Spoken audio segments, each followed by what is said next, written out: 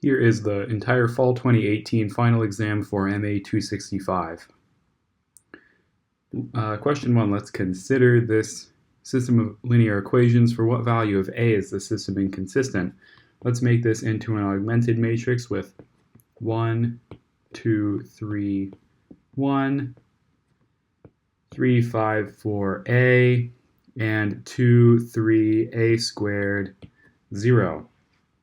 Let's subtract 1 row 1, excuse me, 1 row 1 from row 2. That will give us 2, 3, 1, A minus 1. And then let's subtract row 2 from row 3. That'll give us 0, 0, A squared minus 1, and 1 minus A. So in order for this to be a non-inconsistent system, this value cannot be 0 while this value is non-zero. So let's see if any of these clearly work for that. So we're looking for something to give us 0 and then equals 1 or some other non-zero constant. What if A is negative 1? Well, then we will get negative 1 squared minus 1, which is 0, and negative 1 minus negative 1, so 2. So A will make our system inconsistent. 2, let's consider AX equals B, where A is a 3 by 2 matrix and B is in R3. So this transformation takes values from R2 and spits them out vectors as vectors in R3. Which of the following statements is true for every matrix A? The equation AX equals B is inconsistent for every B in R3. Well, okay, let's make up one to work with here. What about 1, 0, 0, 0, 1, 0? So this takes in the xy plane, or, well, all of R2, and outputs it as the xy plane in R3. And you can kind of see that because we know that this first column is telling us where to put the first basis vector.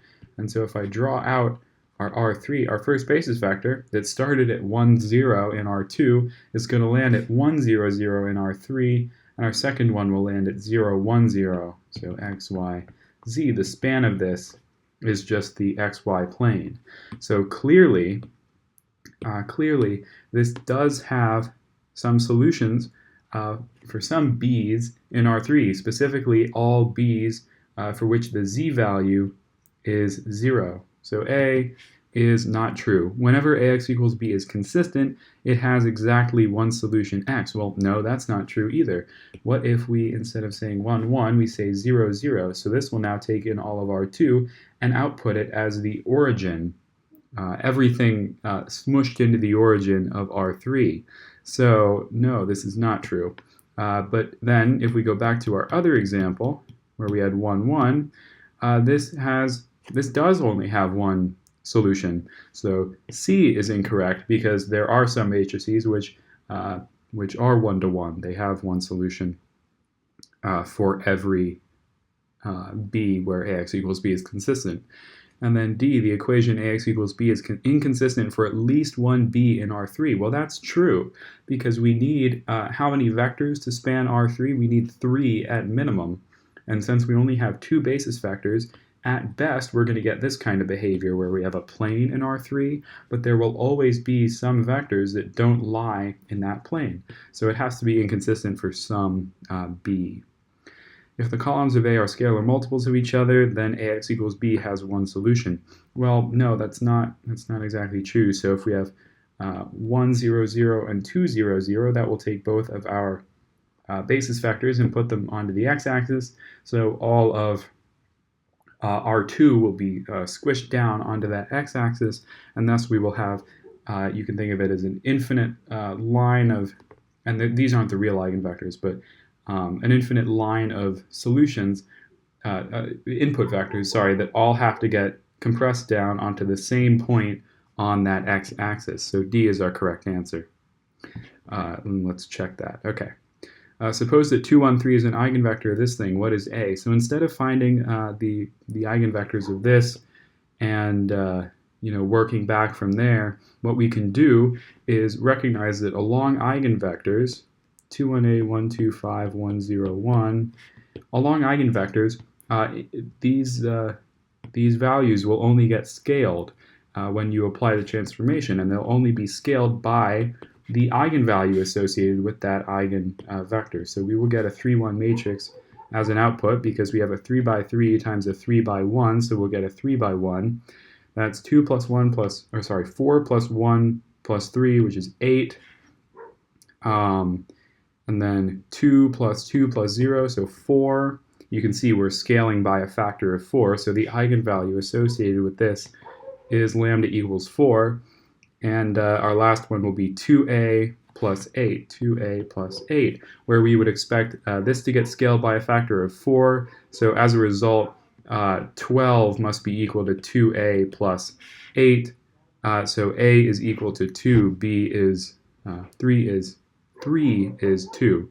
And I'm going to pause because there's dog barking. So continuing on with question 4, which of the following subsets of R3 is linearly independent? If any of these vectors, or sets of vectors, have a row of all zeros or a column of all zeros, or if any two vectors are linear combinations of each other, or more directly, if any of them are multiples of each other, or finally, if we only have two vectors, and actually, no, sorry, that's bad. We're looking for a set that's linearly independent, not one that spans R3. So we could have a set of two vectors that was linearly independent, but okay, we're going to cross out all the ones with a row of zeros, a column of zeros. This one, because if you multiply vector 1 by 6, you get vector 2. And then what else do we have here? Okay, we're actually going to have to solve these other two. So let's row reduce 1, 2, 3, 4, 5, 6, 2, 1, 0, and see if we get 3 pivots. -3, -4, 3, so we get 1, 1, 0, -2, and then 1, 2, 0, 2, 0, 0. Okay, sorry, I did that a little bit quick, but we don't get 3 pivot positions there. We get 2 pivot positions, so we would, oh no, kind of forgot about, there's a road outside. Okay, sorry about the noise. So let's try to row reduce this other one. 0, 1, 4, 1, 2, -1, 5, 8, 0. Let's see what we can do. We can subtract 2 row 1s from row 2. We will get 0, -9, and subtract 5 of these, 5 row 2s from row 3 will give us a 45, and then we can subtract 8, so 32, and 45 minus 32 is not 0. So this one will have 3 pivot positions, thus it is linearly independent. So 4 is, the set is linearly independent, so 4 is E. 5, this is A transpose. Let's find the 3, 1 entry of A transpose A. So we're multiplying A transpose, which is 0, 1, 2, 3, 4, 5, 6, 7, 8, 9, 10, 11. We're multiplying this by A, which is the transpose of A transpose. So 0, 1, 2, 3, 4, 5, 6, 7, 8, 9, 10, 11. The 3, 1 entry of this, because we have a 3 by 4 times a 4 by 3, 4 by 3 matrix. This will give us a 3 by 3 matrix. The 3, 1 entry will be right here, and just going by how we do our multiplication, that will be the product of that row and this column. That gives us 9 plus 20 plus 33, 9, 20, 33, so 2, 62. 5 should be E, which it is. 6. Let's find a basis for the null space of A. We're going to solve AX equals 0, so negative 3, 1, 2, 6, negative 2, negative 4, 1, negative 1, 2, 5, negative 4, 3, 7 is equal to 0, 0, 0. Did I write all of those down correctly? 3, 2, negative 4, 5, 7. Okay, I think we're good. So we can start row reducing. Let's add 3 row 2's to row 1. 0, 0, plus 6 will give us 5 here, and plus 9 will give us 5 here, so this becomes 1, 1. We can use that to turn this into a 0, 1 and this into a 0, 2. And we see that row 2 and row 3 are just multiples of each other, so we can set this entire row to zeros. Okay, so we have a leading entry for x1 and x3. So x2 will form one of our, the vector solution for x2 will form one of our basis vectors. We see that if we write these guys out as equations, x3 plus x4 is equal to 0 is this top one, and x1 minus 2x2 plus x4 is equal to 0. So x1 is equal to 2x2, x2 is equal to 1x2, and it's not dependent on either of those other things. And then we're also dealing with an x4 vector, because that's our other free variable. x4 is equal to negative 1 x1, if we move that x4 over. Then x2 is another free variable, so it's not dependent on x4.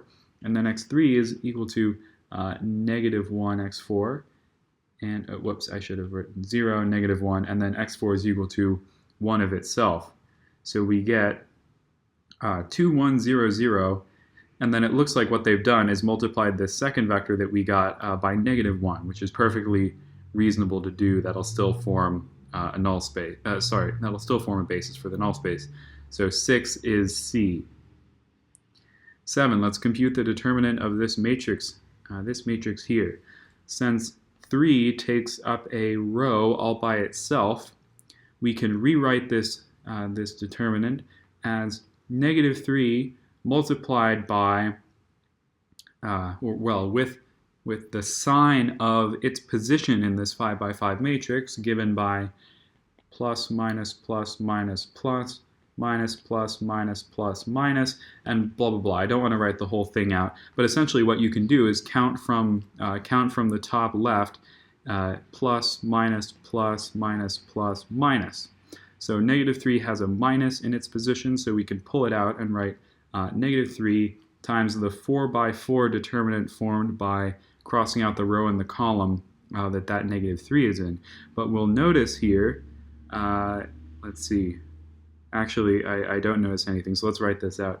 We have 0, 0, 1, 3, 3, 3, 2, 2, 0, 0, 2, 2, and 0, 5, 3, 4. So now, since this 3 takes up a row by itself, we can pull it out, noting that its position will have a minus here. And also, I apologize because when I pulled this negative 3 out, I said that it had a negative sign. So negative 3 should be positive 3. So yet again, we can pull out this negative 3 and multiply it out here, and we're left with the determinant of this 3 by 3 matrix. So now we have negative 9 times 0, 0, 5, 1, 2, 3, 3, 2, 4, which, because 5 is in a row by itself and it has a plus on it, we can rewrite this as negative 45 times the determinant of 1, 3, crossing out the row and the column with 5, 1, 3, 2, 2. This determinant is 2 minus 6, so negative 4. So we're computing 45 times 4, which will be 100, 180. So D is our answer for 7. I hope I got the sign right. I did. Okay. 18. If the determinant of this matrix is negative 16, what is the determinant of this guy? So knowing that this determinant is negative 16, let's apply as many transformations as we need to take this matrix and turn it back into this one. We know that adding a multiple of a row to another row does not change our determinant at all. So this plus 6c1 plus 6c2 plus 6c3 has done nothing to our determinant, and we can just get that out of the way. We see that this row and this column have been multiplied by negative 1, and we know that multiplying an individual row or column will multiply our determinant by negative 1, so we have to multiply by negative 1 twice, which ends up doing nothing, and that lets us cross out all of those. This B2 was multiplied by negative 1 twice, so it doesn't have a negative sign. Now, what else has happened here? Well, we've multiplied a row by 2, so we can divide our determinant by 2 and get rid of all of those 2's. And what do we have to do at this point? Well, it looks like we want our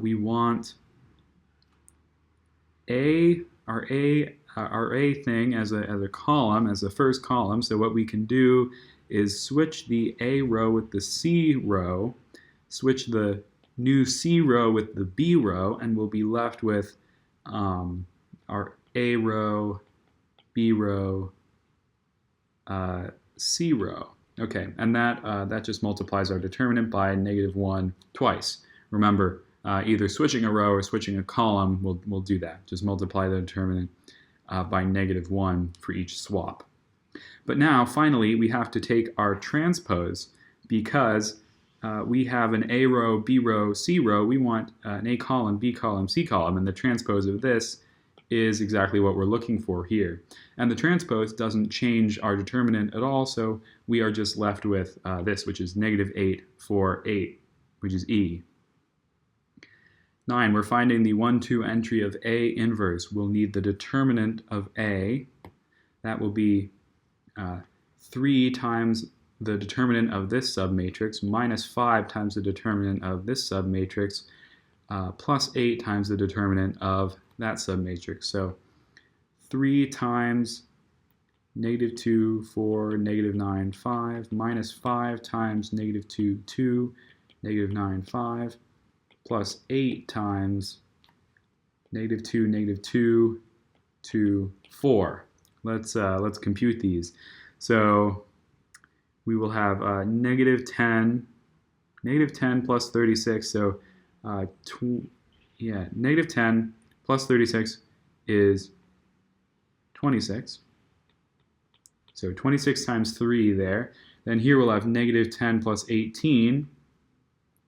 Negative 10 plus 18, which will give us 8. So this is minus 40. And right here we will get negative 8 plus 4, so negative 4. This becomes minus 32. Minus 32. So overall here we have minus 72. What is 26 times 3? That's going to be 18. And then, wait. Yeah, this happens sometimes. I just forget how to... Hey, don't make fun of me. 18, 2, 4, 6, 7. Okay, 78 minus 72, that gives us 6. So, because the determinant of this matrix, so the determinant of A is equal to 6, all of the entries of our inverse are going to be multiplied by 1 over 6. And all we have to do to find the 1, 2 entry is to find the 2, 1 cofactor.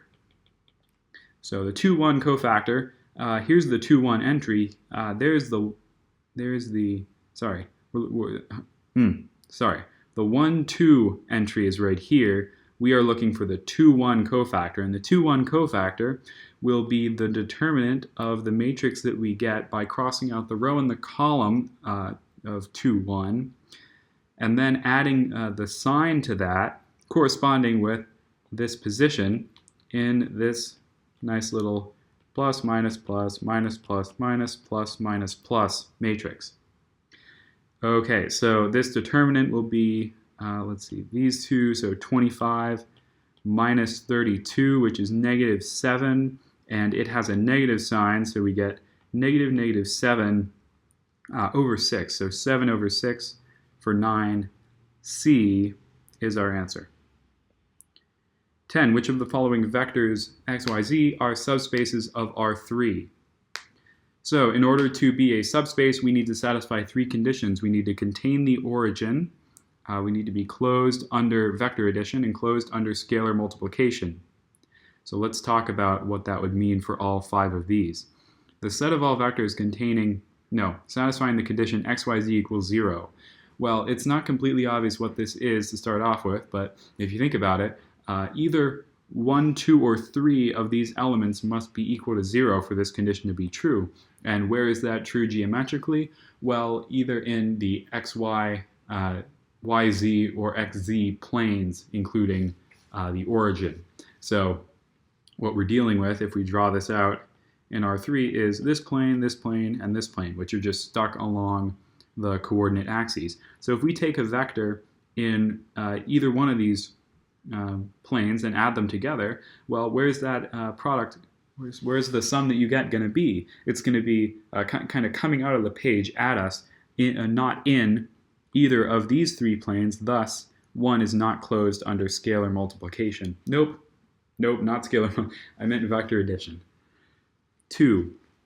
The set of all vectors satisfying this condition here, well, what is this geometrically? This is just a plane through the origin. So we definitely contain the origin, and more importantly, we can express this as a span of 2 three-dimensional vectors. And as a result, anything that you can express as a span is a subspace. So that's all good. What about 3, the set of all vectors satisfying this condition? Well, this geometrically is what? Well, it's just the sphere of radius 0 centered on the origin.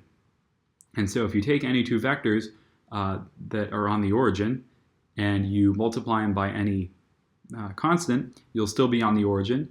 If you add 2 vectors in the origin, you're still at the origin. And believe it or not, this set contains the origin. So that's good. What about 4? The set of all vectors satisfying this condition. So this is a plane, so you might think we could express it as a span, but it does not go through the origin. If we draw out its intersection with the first octant, it will intersect at 1, 1, 1, and it's above and to the right of that origin. So that's no good, because 1, we don't contain the origin, but that's really a result of our scalar multiplication thing, where if we multiply any vector by 0, because that's a valid scalar, we should still be in the set. So we should include 0. This one does not, so it is not a subspace. The set of all vectors satisfying the condition x equals y. Well, this one's good. This one's fine, in the same way that this guy's fine. This is just a line in 3 dimensions that passes through the origin, because 0 equals 0 is a solution. And z can be equal to 0 for that. Sorry, this is not a line. This is a plane. We're undefined on z, so it'll go infinitely up and down on z. But it's still a plane. It still passes through the origin. Therefore, 2, 3, and 5. C is our answer for 10. Sorry if you can hear the dog over there sighing, like, I don't know. Okay, 11. We have some vector A composed of 5 what seem to be 4-dimensional vectors, because we're a 4 by 5 matrix, and we know that V3 is V1 plus V2, and V4 is 2 V1 minus V2. What can we say about the rank and nullity of A? So, since V3 and V4 are not dependent on anything, and, well, okay, you might say, okay, they're dependent on these, but what we can do with V3 and V4 is kind of change their values all we want, and V1 and V2 will adjust to compensate. And as a result, we can say that V3 and V4 are free variables. So what does that mean for the rank and nullity of A? Well, if we have two free variables and the total number of columns are equal to 5, then we must have a nullity of at least 2. It could be up to 3, because if we have these two free variables and a 4 by 5 matrix, 4 by 5, the maximum number of pivots we could have is 4. But since we know that we have two free variables, one of them is just our fifth column here, but we could have a no pivot for that. So at max we have 3 pivot positions, so rank of less than or equal to 3, and our nullity must be less than or equal to 2. So this is the highest. Greater than or equal to 2. So this is the lowest nullity we could possibly have. Okay, so that looks good. That looks good to me. 11 is A. 12. Which of the following sets is linearly dependent? So if we're dealing with two vectors here, or two matrices or two polynomials, if one is a direct multiple of the other, then they're clearly linearly independent. So because these two for A are not multiples of each other, we know that in R2 these cannot lie on the same line, thus they're not linearly dependent. And then what we would have to do for B, C, and E would be to go through and actually compute the thing. It turns out that those three, B, C, and E, are all linearly independent if you row reduce the vectors composed of, or the vectors kind of symbolizing these three polynomials, and you just make a matrix out of these and reduce them. You should get 3 pivots. But here we can kind of just look at it and see, okay, if we take 3 of this first vector and add it to 3 halves of that second vector, we get this third vector. So because the third one is a linear combination of the first two, that set is linearly dependent, so 12 is D. Here's A. We're looking for a multiple eigenvalue of A. Ooh, this is going to be interesting. Well, let's solve the determinant of A minus lambda I. Put all those negative lambdas in there. And because 2 is in a row by itself, we can do the kind of thing that we did earlier. We can pull out a 2 minus lambda and multiply it by the matrix formed by crossing out the row and the column that 2 minus lambda is. So, but before I go write everything out, we'll notice that now we have a negative 1 minus lambda in a row and a column by itself, so we can cross those out.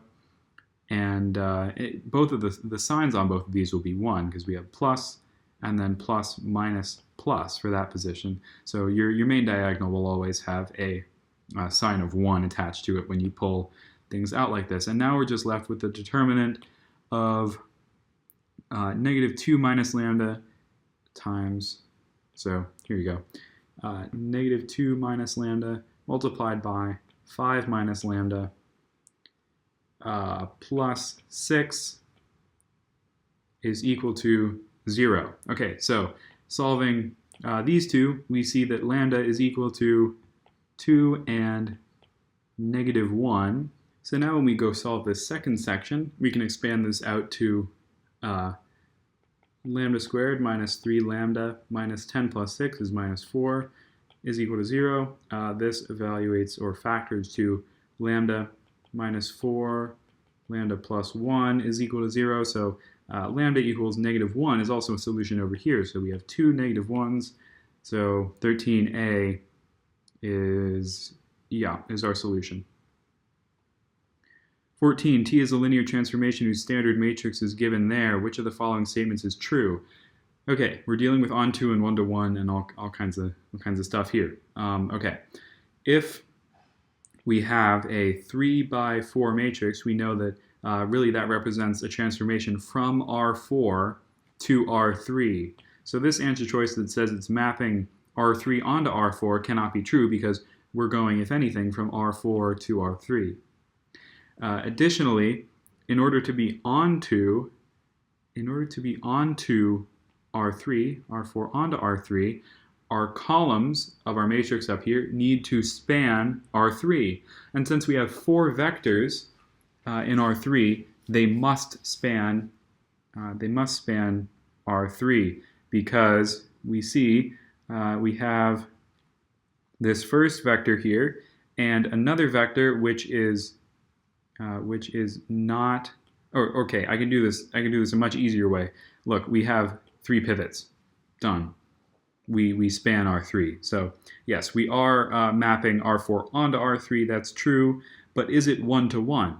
Well, what is the dimension of the null space of this matrix here? Well, we have one free variable, so the dimension of the null space is 1, which means that there's a one-dimensional set of vectors that after the transformation have been all compressed onto our origin, which means that since there are an infinite number of values at our origin, that there is at least one place where an infinite number of input vectors all lead to the same output vector, so there's not a one-to-one correspondence between input and output. The other thing you can remember is that a one-to-one transformation has columns that are linearly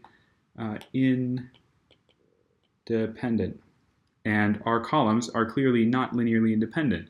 If you have 3 linearly independent columns in R3, which we would have to have up here in order for our 4th one to be also linearly independent, by definition, those 3 columns will span all of R3, so there's no place to put a 4th vector without already being in the span of the first 3. So T is on 2, we already said that, but it's not one-to-one, so 2 and 3, D is our solution for 14.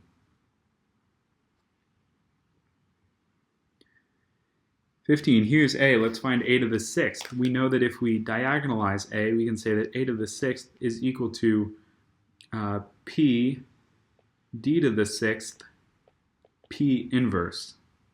So let's find these. We know that the diagonal matrix D will be composed of the eigenvalues along the main diagonal of D, and that P will be composed of the eigenvectors corresponding with those eigenvalues encoded by D. So let's find all of those. 1, 0, 2, 1. Finding the eigenvalues, we're solving 1 minus lambda times 2 minus lambda is equal to 0. So lambda is equal to 1 and 2. For lambda is equal to 1, we can solve a minus lambda I for our eigenvectors. 0, 0, 1, 1. We can simplify that down. And since this is saying that x2 is equal to 0, that means that x1 is our free variable, and we get x1 is equal to 1 of itself and 0x2 as our eigenvalue. There's our first eigenvalue. So for lambda equals 2, we get negative 1, 1, 0, 0. And since we can rewrite this to say that x1 is equal to x2 is our free variable, and we get 1, 1 as an eigenvector. So therefore, we can write P dP inverse as P with our eigenvectors, D to the 6th, where, let's see, our first eigenvector that we wrote down was 1, 1. That corresponds with 2 as an eigenvalue. And then our second eigenvalue for this eigenvector is 1.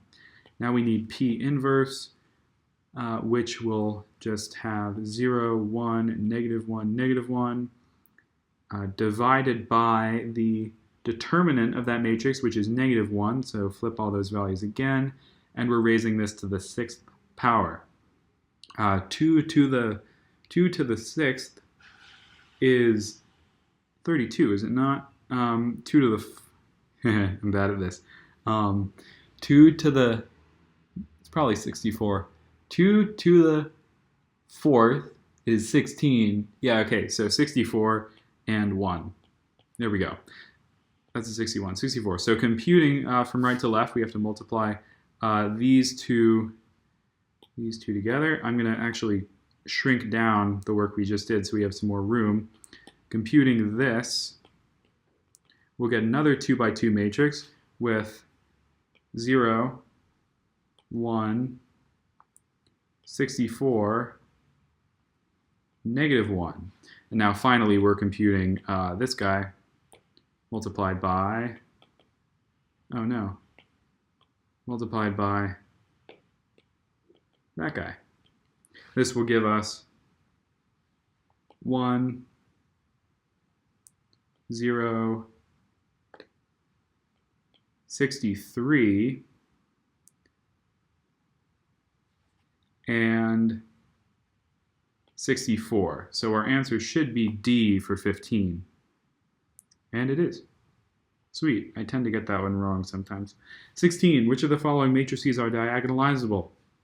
We know that every single symmetric matrix is orthogonally diagonalizable. So any matrix that is reflectable along its main diagonal, and it'll look the same, so this value matches this value, etc., that must be diagonalizable. And additionally, any n by n matrix with n distinct eigenvalues, so n different eigenvalues, not multiplicities of eigenvalues, must be diagonalizable. And since the eigenvalues of an upper triangular matrix are just the values of its entries on that main diagonal, this guy has eigenvalues of 1, 0, 6. Since we have 3 distinct eigenvalues and it's a 3 by 3 matrix, that's diagonalizable. This guy is a reflection of itself along its main diagonal. Therefore, it's symmetric, and so it's orthogonally diagonalizable, as well as just normally diagonalizable, pretty sure. This guy is also symmetric, so that's nice. And right here, if we solve for these eigenvalues, we will get 1 minus lambda, -2 minus lambda, minus 4 is equal to 0. Lambda squared plus lambda minus 6 is equal to 0. This will give us lambda is equal to -3 and positive 2. So 2 different eigenvalues, a 2 by 2 matrix. That one's diagonalizable. So 16 is E. Where is that? 16, yeah, E. 17, a dynamical system here. Okay, if the eigenvalues that we get for this matrix A are positive and real, then our origin is a repeller. If our eigenvalues are negative and real, our origin is an attractor. If our eigenvalues are complex with a positive real part and an imaginary conjugate other bit, then what did I say? Positive real part, then that will be a spiral source, or they're just calling it a spiral point. So that's, I guess, what they're lumping both of those into. But in diffie-q, we would call that a spiral source. And then if the real part of our complex eigenvalues is negative, that's a spiral sink. Then if our eigenvalues are purely imaginary, we'd call that a center. And if our eigenvalues are real and have opposite values, we would call that a saddle point. So let's solve for these. We're solving for eigenvalues, so 3 minus lambda times -3 minus lambda plus 5 is equal to 0. My pen is coming apart. There we go. Lambda squared plus 0, lambda minus 9 plus 5 is minus 4 is equal to 0. This is lambda is equal to plus or minus 2, so we get a saddle point. 17 is C. I got that right, yeah? Yeah, okay. 18, which of the following is a solution to this differential equation with that initial condition? Let's find our eigenvalues and eigenvectors. 2 minus lambda, 2 minus lambda, minus 9 is equal to 0. Lambda squared minus 4 lambda, plus 4 minus 9 is minus 5 is equal to 0. This will factor to lambda minus 5.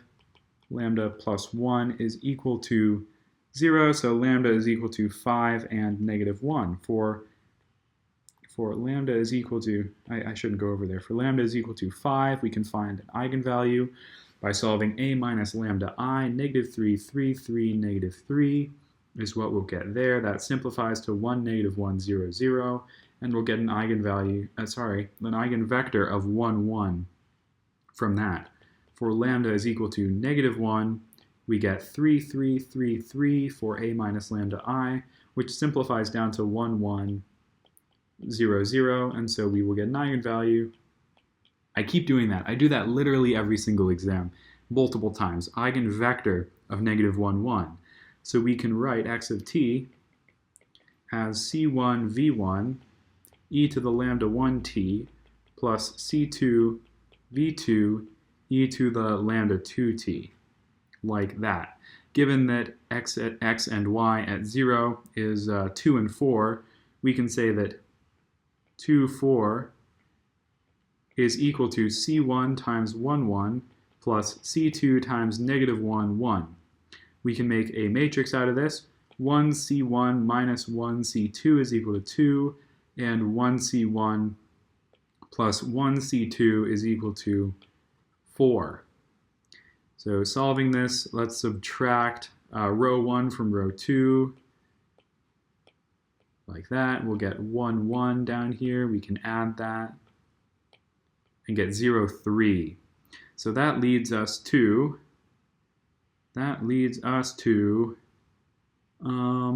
C, right? Because if our C1 is 3, we can bring in the e to the 5t, and we'll get 3 e to the 5t, 3 e to the 5t, and then if we replace C1 with a 1, we'll get negative e to the negative t and positive e to the negative t. Be careful, the only difference between this and B is that they switch the signs here on you. So C is our answer for 18. Looks good. 19, here's A. What eigenvalue does that eigenvector correspond with? I'm going to solve this in a little bit of a different way than usual. Geometrically, we know that if we multiply an eigenvalue, or if we take this eigenvalue and multiply it by this matrix, all that will happen is this eigenvalue will get scaled by a constant, and that constant will be equal to the eigenvalue associated with that eigenvector. I think I mixed up eigenvector and value in that sentence too. Nice. So multiplying these together, we will get another 2x1 matrix with 4 here and 4i here. So what do we have to multiply 1 by to get 4i? Well, let's see. Would negative? Oh no, it's just 4i. It's just 4i. Whoops. Yeah, there we go. And you'll see that works for the top row too. If we take negative I times 4i, we will get positive 4. So 19 is B, and that's a much easier way to solve the thing than actually solving for the eigenvectors and seeing which one it corresponds to. So we are finding the orthogonal projection of y onto W. Sorry, truck bus thing going by. Oh my god. Okay. It's probably not that loud for you at all. Okay, we are projecting y onto the span of U1 and U2. But we're not finding y minus y hat, where y hat is the orthogonal projection. We're just finding y hat, which will be U1 dot y1 over u1 dot u1 multiplied by the vector u1 plus u2 dot y2 over u2 dot u2 multiplied by the vector u2. So let's go and replace these. U1 is 2, 5, negative 1, and u2 is negative 2, 1, 1. Okay, let's start computing these and filling in some values. U1 dot U1 will be 25 plus 4 plus 1, so that's 30. And U2 dot U2 will be 4 plus 2, so that's 6. Additionally, U1 dot Y1 will be 2 times 3, so 6, plus 10, 16, minus 1 is 15. So this simplifies down to 1 over 2. Then U2 dot Y u2 dot y. Oh wait, I said y1 and y2. That's really not a thing. It's just y. It's all just y. u2 dot y will be -6 plus 3, so -3. We get -1/2 here. Since we have a 1/2 multiplied by everything, we can just factor it out and in fact completely ignore it for now, because worst comes to worst, in the end we'll get a factor of one of these, but I'm pretty sure we will just get the answer itself. So no, actually we're going to get 2 times the factor of it. Okay, but computing this, we'll get 4,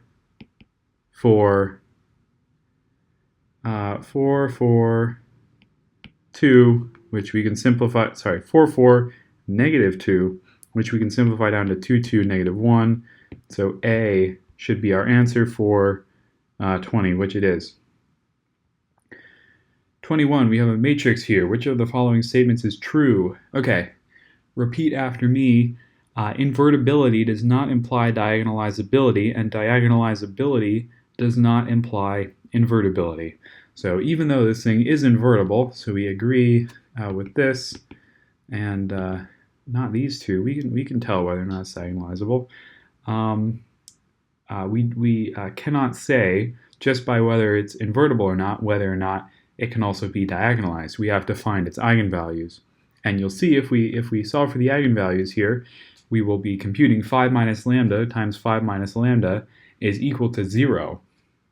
So lambda is 5 with a multiplicity of 2. And if we go plug in 5 to a minus lambda I, we will get 0, 0, 0, 1. And since we only have one free variable, we're only going to get one eigenvector out of that.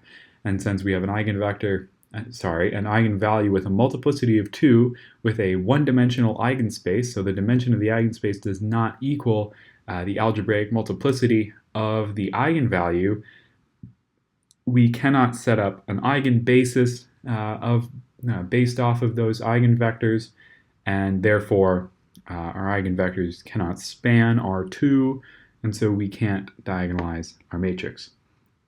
So I just circled the wrong one. B is correct. We're not diagonalizable. And I kind of just gave the whole big long story about what you can get from that. But if you have a 2x2 matrix and you get a multiplicity, unless it is, let's see, unless it's a diagonal matrix, I'm pretty sure there's no way that matrix is diagonalizable. Oh wait, and if it's diagonal, then it's diagonalizable with the what are they called? The identity matrices as the P. Okay, that's kind of cool actually. Whatever. 22. Let's find the least squares solution for AX equals B. So what we're computing here is A transpose A, X equals A transpose B. So let's find that. A transpose is -1, 2, -1, 2, -3, 3, and we're multiplying that by -1, 2, -1, 2, -3, 3.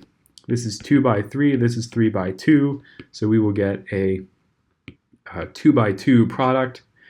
And what will we have? We'll have 1 plus 4 plus 1, so 6 here. Then -2 minus 6, so -8 minus 3 is -11. This one will also be -11 because we'll get a symmetric matrix out of this thing. And then we have 4 plus 18, so 22 here. Nice. Let's compute A transpose times B. That's this guy multiplied by 0, 1, 1. We have a 2 by 3 and a 3 by 1.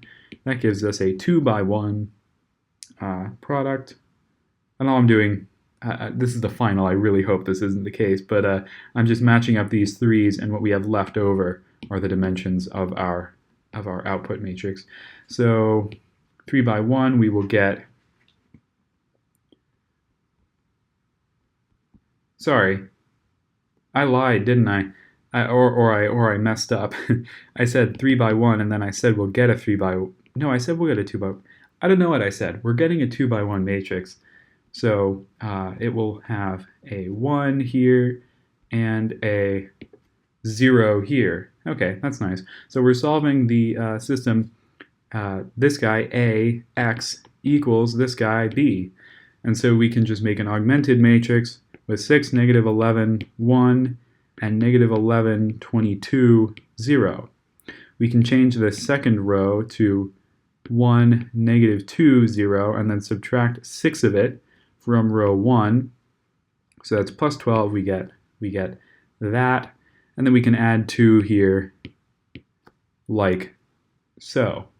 So I'm getting an answer of 2, 1. It's written the way we solved it a little up here is a little confusing. This is saying that x1 is equal to 2, x2 is equal to 1, so our vector is 2, 1 like that. So A should be our solution for 22. I didn't even read it. A, yes, 22. Okay, 23, we have a vector space.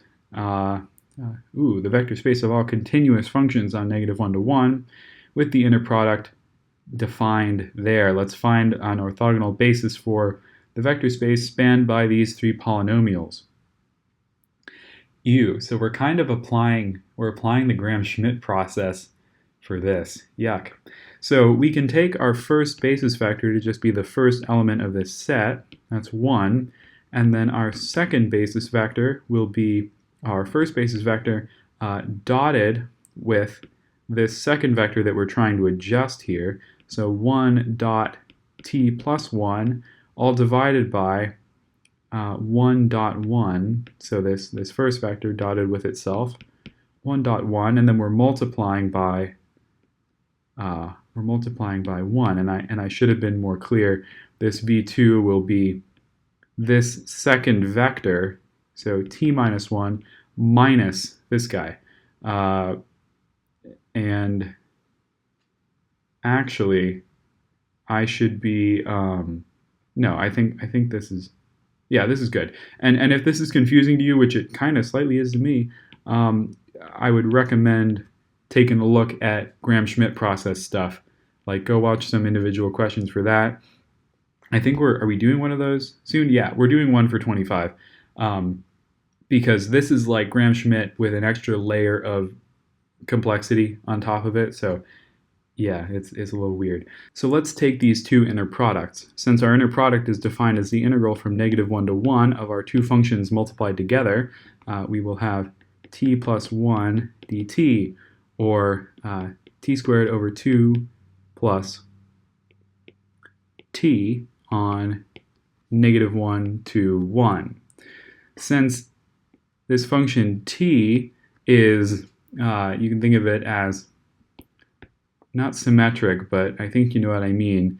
Kind of sort of symmetric around the y-axis with respect to what the integral cares about. So since we're integrating equally on either side of 0, this integral, so the bit corresponding with t, is going to cancel out. So always, if we have an odd power of t in this integral, we can just get rid of it and then not care at all. So this is 1, negative 1, we get 2. There we go. So now, second integral, we're just integrating from negative 1 to 1 of 1 times 1, which is just 1 dt. We know that that ends up with 2. So we are subtracting 1. We are subtracting 1 from t minus 1. So we should... Wait, am I crazy? Oh, yeah, that's what I did. Look, when I wrote down t plus 1, I wrote it with a minus sign. That's no good. T plus 1, yeah, minus 1. So our second vector is just t. So now making our third vector, that's going to be this guy right here, t squared minus t squared's projection onto v1 and v2.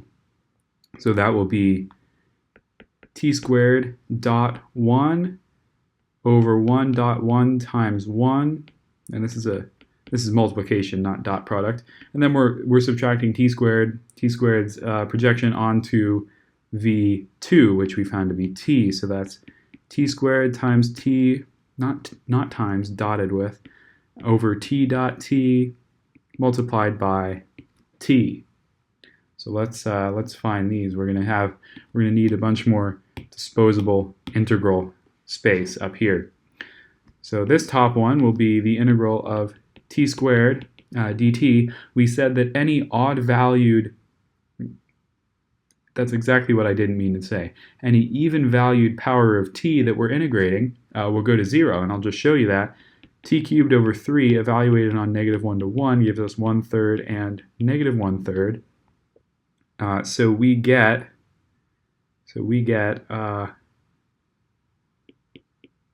1/3 plus 1/3. Wait, should I have said? Yeah, no, I did mean odd. So sorry about that. Yeah, any odd power of t. This thing, if we graph it, you know, that will have positive area under it on both sides. Okay, we're good. I'm just a little crazy. But any odd powers of t in that integral we can get rid of. So we get 2/3 here. We can replace that up here. Now we have 1.1. We know that 1.1 ends up being 2. Yeah. And then we got to compute the integral from -1 to 1. I should have written that here too. The integral from -1 to 1 of t cubed dt. Well, here's our actual case. If we draw this out, you know, cubic function from -1 to 1, that area is going to work out to 0. So this whole piece will be 0 no matter what else is happening there.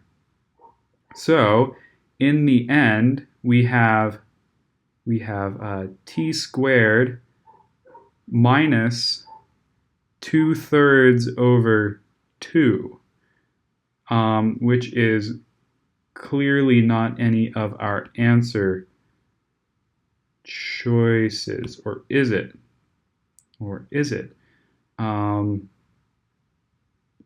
T squared minus 1/3. Yeah, t squared minus 1/3. Oh, they're really sneaky there. If we multiply this by 3, v3 is equal to, yeah, that's still orthogonal to the other vectors. You can test that out if you want, and that gives us answer choice B. So sorry, that was a little sloppy, but we got there in the end. And question 25 will be doing exactly the same thing, hopefully slightly less sloppily. Which of the following statements is or are true if an n by n matrix that is orthogonally diagonalized must be symmetric? Yes, this is true. This is from section 7.1. It's called the Spectral Theorem of Symmetric Matrices. Any symmetric matrix must be orthogonally diagonalizable, and any orthogonally diagonalizable matrix must be symmetric. So that's good. 1 is good.